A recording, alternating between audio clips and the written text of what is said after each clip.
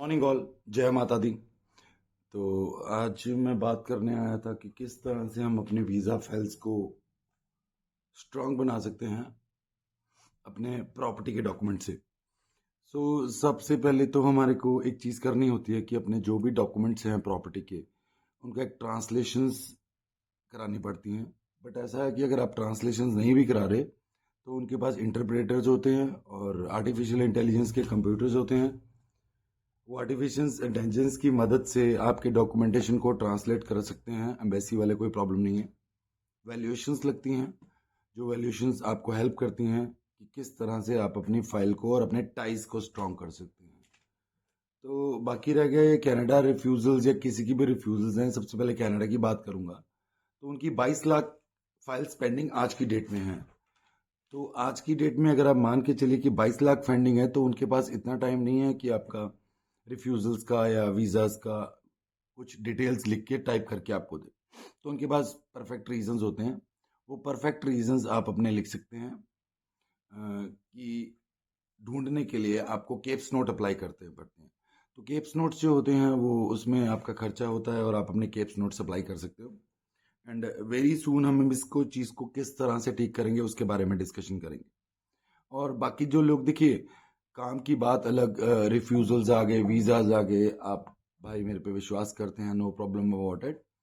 But क्या होता है कि जब आप कभी भी किसी को, अगर मान लीजिए मैं वीडियोस तैयार कर रहा हूँ, तो कोई भी कंपिटिटर्स हैं, मैं अकेला पंजाब की गुजरात की बात नहीं कर रहा, तो बाकी भी पूरे देश की बात कर रहा हूँ। कोई भी कंपिटिटर्स होते हैं तो उनको नेगेटिव चीज़ें लिखना, नेगेटिव चीज़ें बताना लोगों को उनके लिए बेहतर होता है।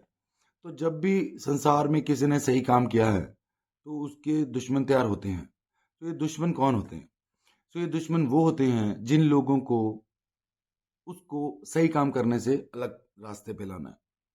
सही काम करने का मतलब क्या हुआ कि मान लीजिए अगर मैं वीडियोस में आपको क्लैरिटी दे रहा हूँ कि किस तरह आप अपने वीज़ास को लगा सकते हैं, किस तरह आप अपनी फाइल अपने घर पे लगा सकते हैं, किस तरह आपको मेरे पास नहीं आना पड़ेगा, किस तरह घर में ही बैठ के आप फाइल लगा सकते हैं, तो सोच के देखो तो कितनों की दुकानदारी बंद होगी।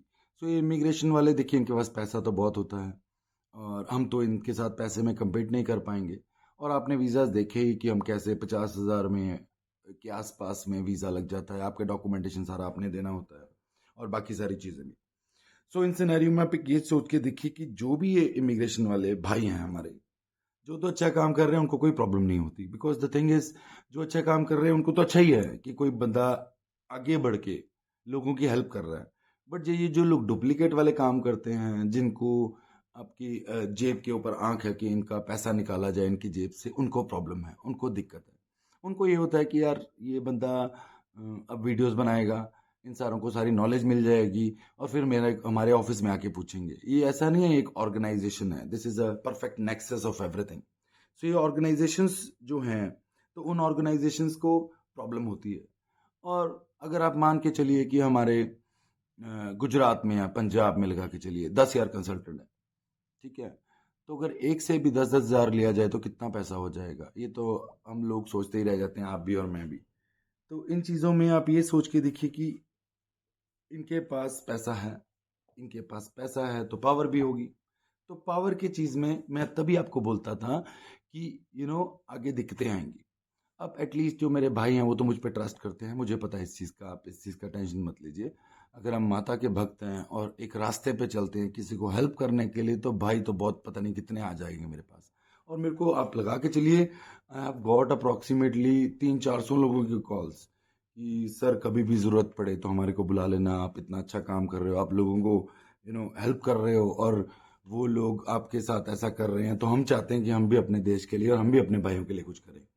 और इससे क्या होता है, इससे मजबूती मिलती है मेरे को कि मैंने आपके लिए और भी कुछ अच्छा करना है, मैंने और वीडियोस बनाना है जिससे कि आपको और नॉलेज मिले। देखो वीडियोस में तो मैं पूरा क्लियर कर ही रहा हूँ, और इसके बाद मैं आपको कुछ ऐसी चीज़ें बताऊंगा जो कि प्रॉब्लमेटिक क्या होती हैं कि उनमें आपका, फॉर एग्जांपल, आपको डुप्लीकेट रिफ्यूज़ल ही दे दी जाते हैं। आप ये सोच के देखो, डुप्लीकेट रिफ्यूज़ल का मतलब ये हुआ कि आपकी एम्बेसी में फाइल ही नहीं जाती।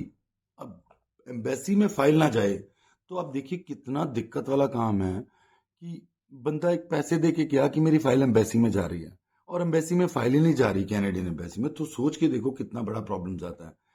तो ये चीज़ों का बहुत ही दिक्कत है। और साथ में मैंने आपको एक और चीज़ गाइड की थी कि जब भी आप किसी ऑफिस में जा रहे हैं तो प्लीज़ उसके ओनर्स के, मैं तो आपको वीडियोस में दिखा ही चुका हूँ अपना वीज़ा, तो दोबारा कहेंगे दोबारा भी दिखा देंगे कभी, तो पीछे नीचे देख लेना वीडियोस में। तो एटलीस्ट उनके पास वीज़ा हो उस कंट्री का। मैंने अभी अपना इससे पहले वीडियो में कनाडा का ट्रिप का डाला था कि कनाडा का ट्रिप में जब मैं कनाडा से अमेरिका बाय रोड गया था, किस तरह से जा सकते हैं, किस तरह से होते हैं। तो मेरे को उसके लिए कॉल आया कि सर हमारा सपना है वहाँ जाने का। यार मैंने कहा कि आपकी दिक्कत जो है ना, मैं किसकी दिक्कत नहीं समझ रहा। हमारे भाई हैं, हमारी बहनें हैं, कई शादीशुदा बहनें हैं, क्या प्रॉब्लम्स हैं कि अर्निंग्स उतनी नहीं है। अर्निंग्स का मतलब यहाँ पे इतना दिक्कत है, 10-15 हज़ार, 20-25 हज़ार में फैमिलीज नहीं चलती। और आई नो कितना पेट काटना पड़ता है, आई नो कितना दिक्कत आता है। एंड उस चीज़ों के लिए मैं ऐसे ही करना चाहता हूँ कि कुछ यार कुछ बेहतर मिले, कुछ लोगों को कुछ अलग चले।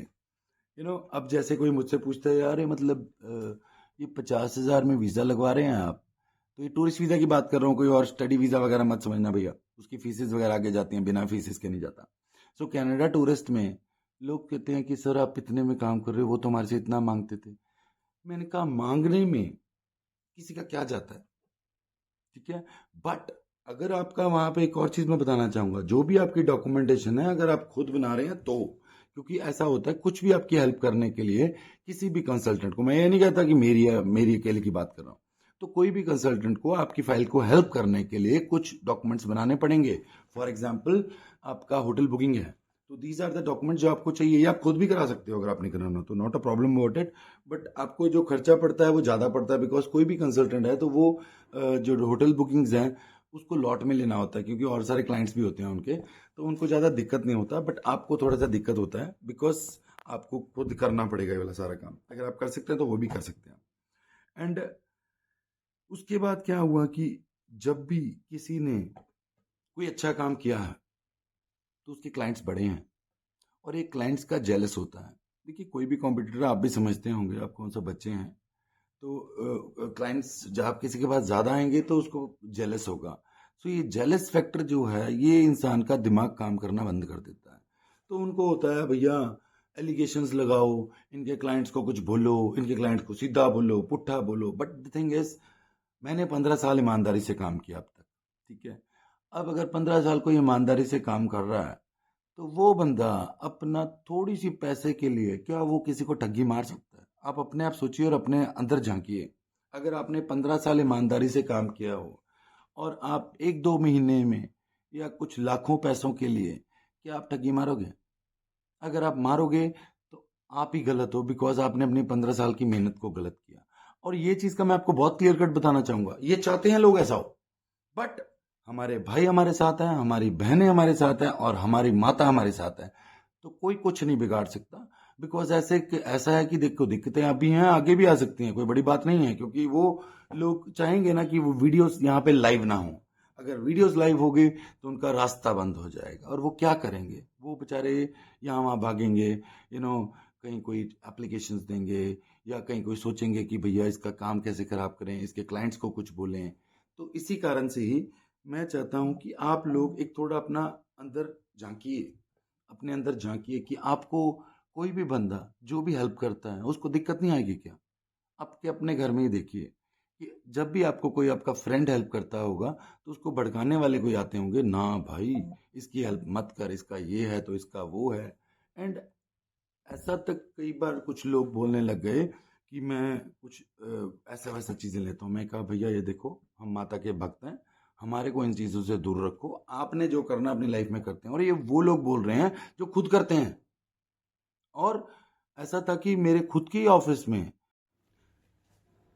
ऑफिस में ऐसा कुछ हुआ कि मैंने कहा भैया एक बंदा ऐसे ठगी मार रहा है यार लोगों के साथ। जब मुझे पता लगा तो मैंने उनकी कंप्लेंट सुनी, मैंने कंप्लेंट्स को फॉरवर्ड किया जीआरएम को, और जीआरएम ने उसको मेरे को चीज़ें बताई कि भैया ये हो रहा है, और जीआरएम ने बताया कि ऐसा हुआ सर, वैसा हुआ।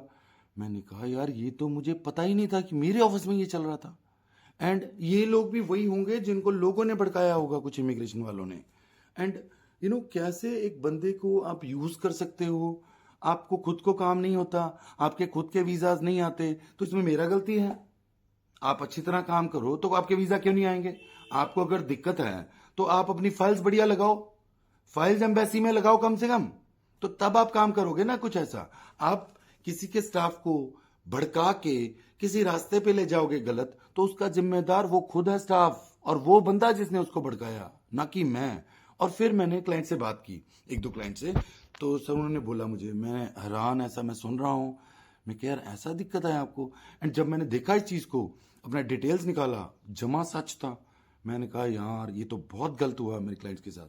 फिर मैंने उनको बुलाया कि मैंने कहा देखिए जो भी आपको दिक्कत है, आप सिर्फ एक चीज़ का ध्यान रखिए कि मुझे किसी भी सिनेरियो में अपने ऑफिस में एक ईमानदारी से ही चलूंगा, ईमानदारी से ही चला हूं और आगे भी चलूंगा। कोई भी दिक्कतें आए, कुछ भी होता रहे, मैंने वादा किया है माता को कि मैं अपने भाइयों को सब कुछ सच बताऊंगा।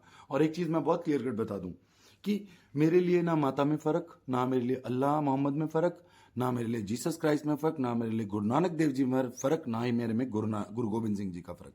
मेरा बहुत क्लियर सा मोटिव रहता है कि हम लोग इंसान हैं। अरे कहाँ से धर्म में बंटवा दिया हमारे को। और मैंने जो भी अपने क्लाइंट्स को मिलता हूं उनमें किसी में कोई ऐसी चीज नहीं है। तो पता नहीं कैसे इसको धर्मों में बांट दिया जाता है, अमीर गरीब की जाति में बांट दिया जाता है। बट आप लोग थोड़ा समझिए, इसको इसमें मत बंटने दो, इसको इस तरह मत सोचने दो। आप एक दूसरे की हेल्प करो, आप एक दूसरे की मदद करो, जिससे क्या होगा कि वो बंदा अपने आप को अकेला ना फील करे। कोई भाई है, किसी को दिक्कत आ गई, तो अगर आप साथ में खड़ते हो तो उसको दिक्कत की परेशानी कम हो जाती है उसकी, कि कोई साथ में खड़ा है उसके। मैं माता का भक्त होने के बावजूद भी मेरे को ऐसा होता है कि कई बार कि फाइल्स में कुछ प्रॉब्लम्स आ रही हैं, मैं खुद जाके उसको चेक कर रहा हूं। मैं तो पहले उसको कवरिंग लेटर्स हो गया, आपकी फाइलों को चेक करवाता था, अब मैं एक एक डॉक्यूमेंट को देखना शुरू कर दी कि कहीं इसमें दिक्कत तो नहीं, कहीं उसमें दिक्कत तो नहीं। और मैं हैरान हूं कि पीछे क्या क्या किया गया, वो सब कुछ सामने आ रहा मेरे। एंड कई बार ऐसा होता है, मन में दुख आता है यार, मेरे भाई कोई कुछ इतनी दूर से आया ना, मेरे पे ट्रस्ट करके आया, एंड ऐसा कुछ दिक्कत उसको दिया गया। एंड मैं उस सिनेरियो में सोचता हूँ यार कि किस तरह से